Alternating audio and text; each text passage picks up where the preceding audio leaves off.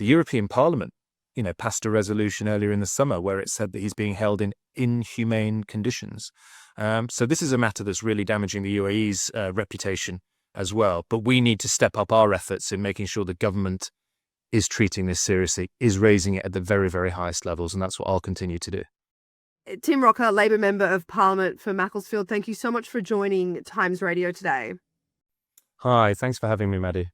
We're going to speak about a pressing issue that's happened this week, but just for our audience, I want to take them back to what this is really about. 17 years ago, Ryan Cornelius was arrested in 2008 in Dubai on fraud charges, specifically for obtaining a loan from the Dubai Islamic Bank on one of his property developments. So before he was arrested, he'd agreed to pay back this $500 million loan in installments. He was already ahead of these payments.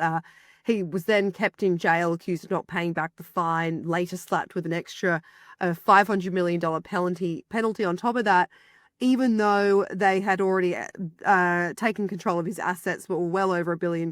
Now it's well over $3 billion.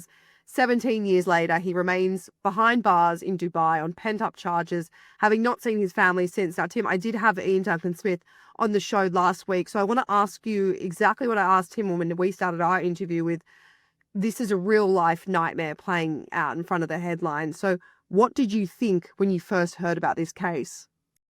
In politics, there are a few things that are black and white, and this one was so obviously a case of gross injustice.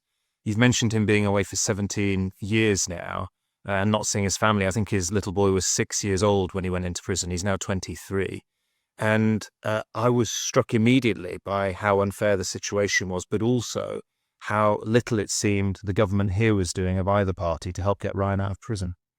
Yesterday, December 2nd, was the UAE's National Day. This is a day where sometimes pardons are issued, and you were hopeful that the UK Foreign Office would push for this. So you asked in question time yesterday to the Foreign Secretary a question about what they were going to do. How did this go?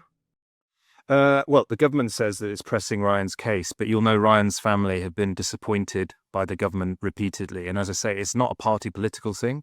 Governments of both stripes have been very poor at supporting not just Ryan, but Brits who are arbitrarily detained abroad. And I think that's a really important point, actually, to say, Maddie, from the start, but you gave the context here. The United Nations considers Ryan to be unfairly detained by the authorities in Dubai. And others have said to me that actually, even if he had been rightly accused of the fraud that you mentioned earlier, he would have paid his debt several times over and served many more years than is fair for the crime. But it's important to make that point that actually he's considered by the United Nations to be unjustly incarcerated in UAE. And it's important to note that review that found that he was also subjected to torment and torturous conditions while in jail. And not only did you ask that question yesterday in Parliament, Tim, but as Sir Oliver Dowden also said right after your question, he said today is UAE National Day, marking 54 years since its full independence. In that time, it has become one of our nation's staunchest allies and key investor, benefiting up and down the country. So, I mean, what was your kind of response in the moment to have that come right after your question? So, I mean, look, the UAE is an important partner of the United Kingdom's, and I think actually that makes this case even more egregious. This is a country that is ostensibly an ally that is unfairly locking up a Brit. So you spoke to IDS the other day. Together with him and a Liberal Democrat peer, I delivered a letter on behalf of 150 parliamentarians calling for the ruler in Dubai to exercise clemency, as it were, and issue a pardon, as is common on the National Day in UAE.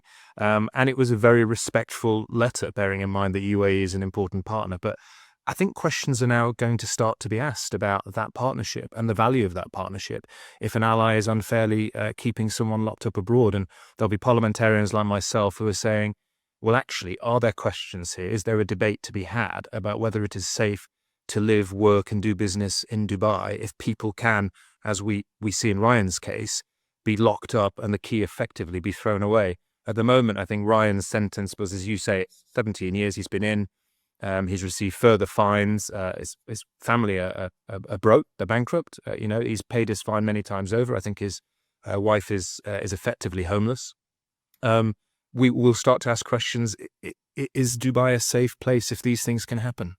On the same day as you were asking this question to the Foreign Secretary, in central London, there were National Day celebrations going on. So this included the UAE ambassador to the UK, Oliver Dowden, Philip Hammond, former Foreign Secretary, and Home Secretary James Cleverly, as well as current serving parliamentarians, all in the same room to discuss and celebrate trade partnership and the relationship between the UK and the UAE. So I wonder how ironic it is to have this celebration going on while one of your own, I should say, is stuck unfairly in prison in Dubai.